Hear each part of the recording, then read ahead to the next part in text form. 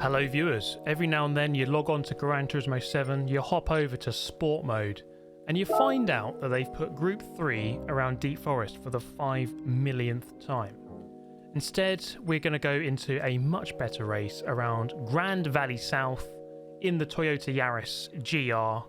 Now this is a interesting circuit, not only because it has a load of sea lions nearby, but because it can and does produce some interesting and good races, as I'm sure you'll agree after watching this series of races.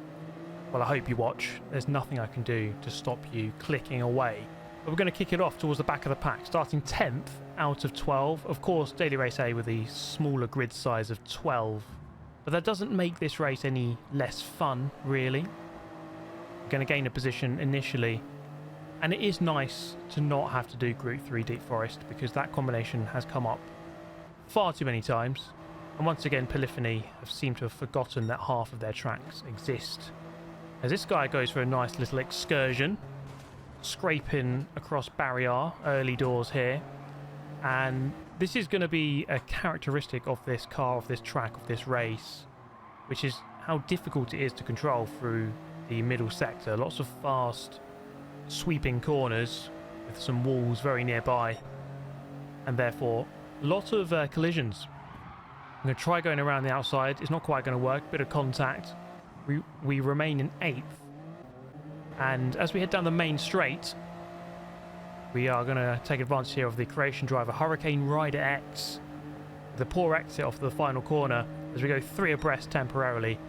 And I do think that this final corner on this track might be one of the most difficult in the game. Honestly, it's so hard to get right. I'll show you my fastest lap as that guy goes incredibly wide. He was on Grand Valley North there. As the Frenchman comes back through, and I find myself once again magnetised in 6th position. The world has been restored once Super GT has uploaded a Gran Turismo 7 video and is in 6th. Although now I'm in 4th as we just cut the corner on the inside. Track limits very much an issue around here as we get penalised. Stewards do not look favourably on the corner cutting here. So through this very difficult final corner, you see I make an absolute hash of it, lose a ton of momentum, and lose the position to this Frenchman who I seem to have been fighting for pretty much the majority of this race so far. Up into turn 1, he's going to forget to brake. It's the left pedal, if you want to remember that, good sir. Write that down for next time. As we go past him, he's going to try and switch back on the exit, heading down the hill into the fast chicane, the downhill chicane here. But I am going to settle into 4th place. Making some good progress. This is my first race. I didn't practice. I just jumped in and hoped for the best. And we got from 10th to 4th. With a chance of a podium, maybe. I was going purple here on lap number 4, but then just cutting the sand once again. The sand realm has been entered, and the penalty realm has been entered once more. Despite that, set the fastest lap of the race at 120.0. We'll see how quick that is later on, but eventually that was a 4th place. Pace is there, just need to stop getting so many penalties. Yes, that would be ideal, wouldn't it?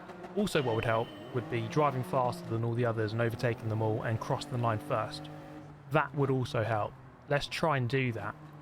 As we head into turn 1, lots of pushing and shoving through the first corner. Probably what you'd expect on a grid start with everyone so close. But just listen to this awful sound as I head down the hill. Yes, that's right. That's the sound of my opponent there. Turning left on a right-hander and going straight into the Shadow Realm. You'd love to see it. Except him. I don't think he would have loved to see it.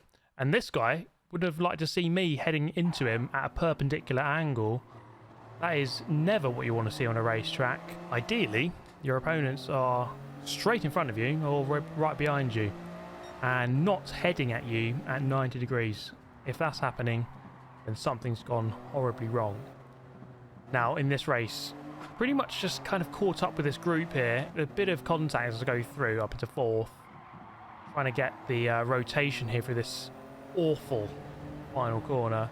I mean, technically the one in the tunnel is the final corner, but we're going to find ourselves up against a Spaniard here. Now, I think I've made a very big discovery. As we got the inside, that guy left a lot of space.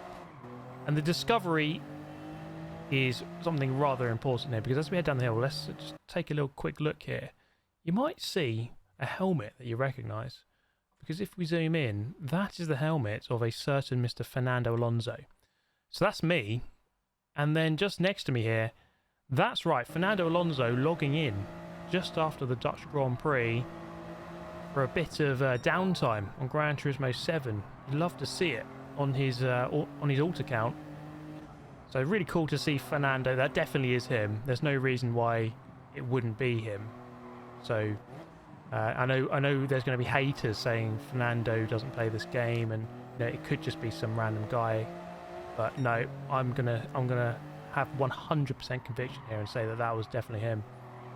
As we now catch up with Lolo 63570, which is just a beautiful PSN ID. I'm gonna try and get the rotation here. It's so easy to overcommit on the way into that corner and get a shocking exit. That's exactly what he's just done there. But it is going to put him back into my slipstream to give him an attempt to go into turn 1 on the inside. I give him the inside, he takes it, and he takes a bit more. So we're going to perform the old switcheroo, back up the inside on the exit and back to second place. Can we catch the leader with 3 laps left to go? Is it possible? Well, here, take a look at that. Just dipping 2 wheels. I do exactly the same thing on that downhill section. He gets a half-second penalty, as do I. Quite a frustrating moment there. Ultimately, I finished in second place after all that. This race, guys, my goodness. Let's jump straight into it, shall we? This one was an absolute banger from start to finish. And this is why we bother to log into Gran Turismo 7 to play sport mode. For races like this one, this is where it's at. Starting 8th, now 6th, and a bit of contact there through the first corner. We're going to lose a position to Adri Rider 78. Okay, we can be nice and patient here. We've got lots of time as we head down the hill. Oh my goodness, Freddy Dingo into the wall, turning left into the right-hander. And, well, he's turning right far too much in the right-hander. People going off left, right and centre. I find myself up in 4th. We've got a really good chance here. I haven't qualified. I haven't set a qualifying lap so far, which is the reason why I'm starting a little bit further back on the pack. So we are relying to some extent on having some good fortune / good skill on the opening lap to really close the gap to the leaders. We've got some good pace. Bit of door banging there, side to side. Into the final corner. This is not going to be good for me here because I'm kind of caught on the outside. Bit of an awkward position to be.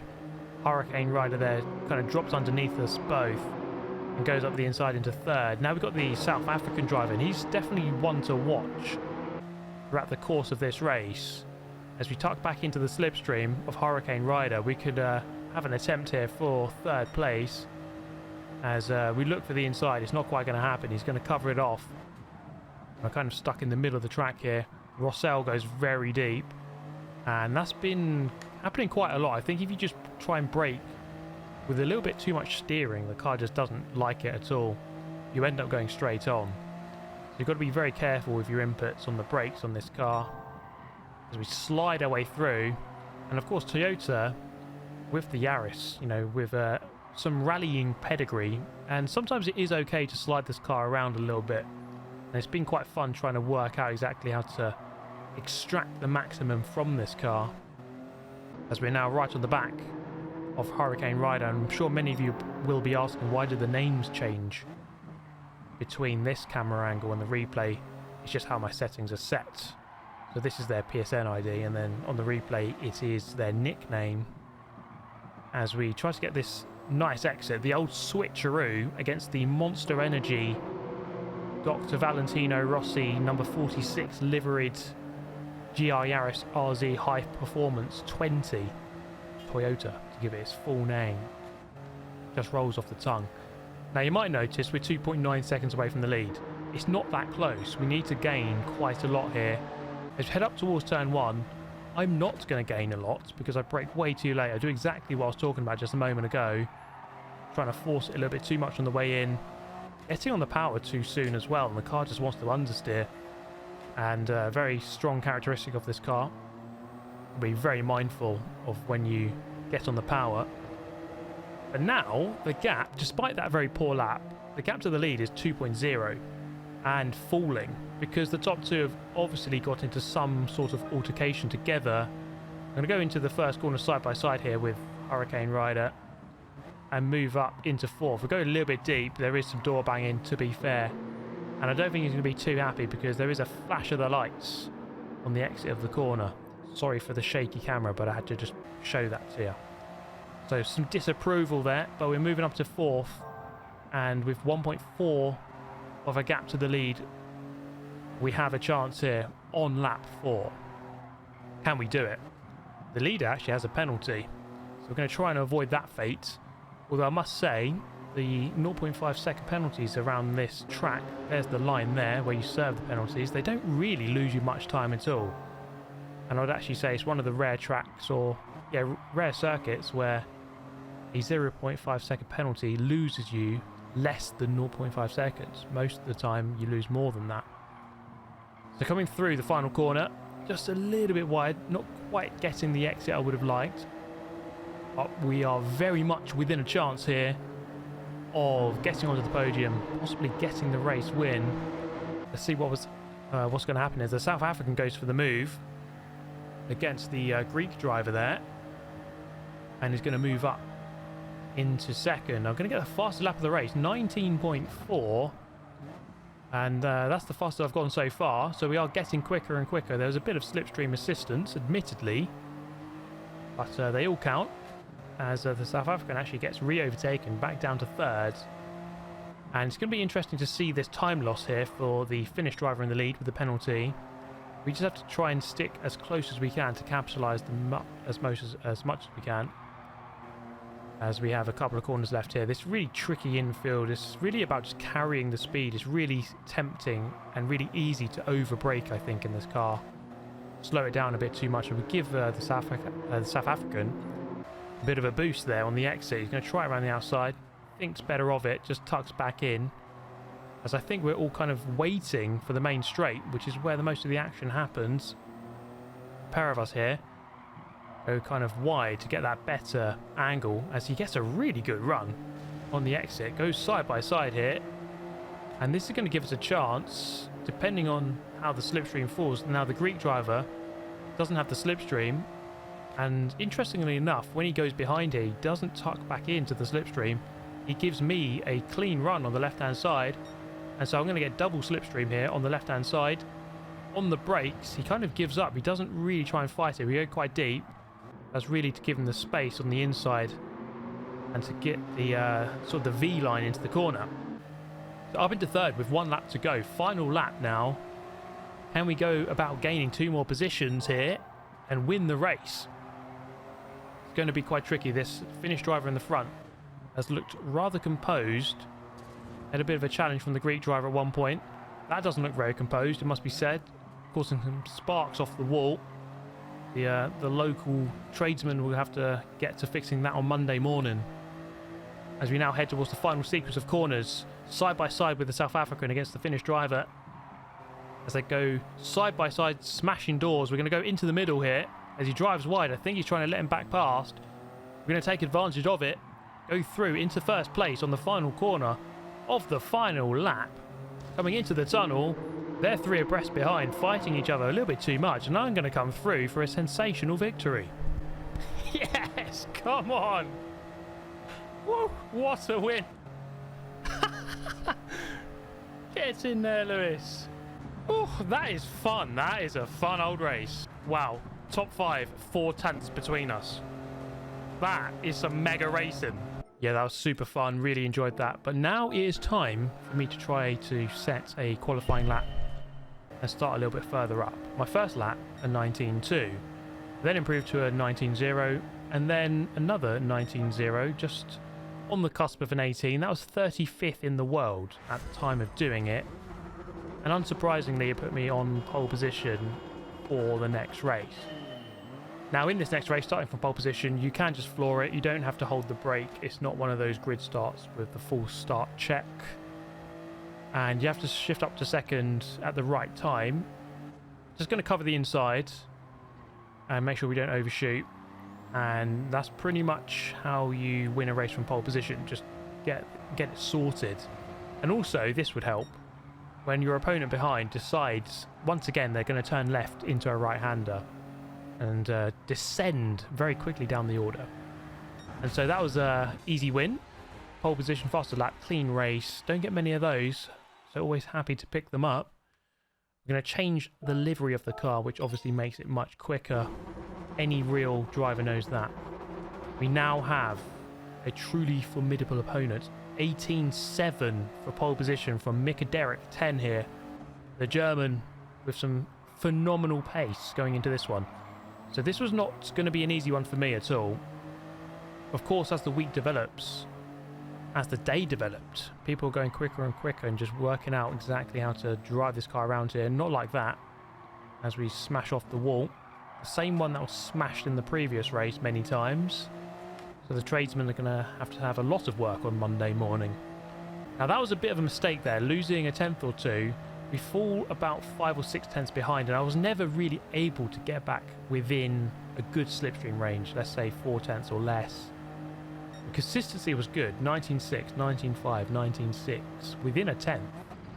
However, the guy in the lead was super quick, super consistent. He was in the 19.4s and the 5s as well. Just wasn't quite able to do enough. And in the attempt of just pushing a little bit too hard, getting a frustrating penalty, and ultimately having to settle for second against a very, very good opponent. And all I could do is give him a round of applause for that top performance and try to go again. Try to do a bit of practice here, try to improve my qualifying time. I was not about to do that. By grinding off the wall for the 3rd time, this guy here was not impressed at all. And so we're going to try and run away from him and move into race number 6 or 7. Behind a taxi this time.